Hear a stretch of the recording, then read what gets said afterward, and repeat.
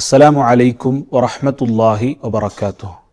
അൽഹംദുലില്ലാഹ് അസ്സലാത്തു വസ്സലാമു അലാ റസൂലില്ലാഹ്. പ്രിയപ്പെട്ട ശ്രോതാക്കളെ, ഒരു മുസ്ലിമിനെ സംബന്ധിച്ചിടത്തോളം തൗബ എന്നുള്ളത് അവൻ്റെ ജീവിതത്തിൽ ഏറ്റവും അനിവാര്യമായ ഒരു പ്രവർത്തനമാണ്.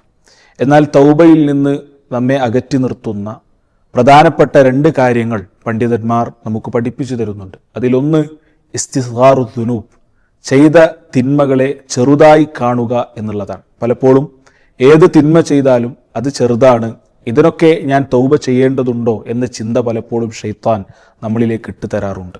അത് നമ്മെ തൗബയിൽ നിന്ന് പിന്തിരിപ്പിക്കുമെന്നുള്ളതാണ്. രണ്ടാമത്തെ കാര്യം പണ്ഡിതന്മാർ പഠിപ്പിക്കുന്നത് തൗബയെ നീട്ടിവെക്കുക എന്നുള്ളതാണ്. പലപ്പോഴും തൗബ നാളെ ചെയ്യാം, പിന്നീട് ചെയ്യാം എന്ന് നീട്ടിവെക്കുക എന്നുള്ളത് തൗബയിൽ നിന്ന് നമ്മെ പിന്തിരിപ്പിക്കുന്ന കാര്യമാണ്. അത് ഗൗരവത്തോടു കൂടി ശ്രദ്ധിക്കുക. അള്ളാഹു തൗഫീഖ് ചെയ്യട്ടെ.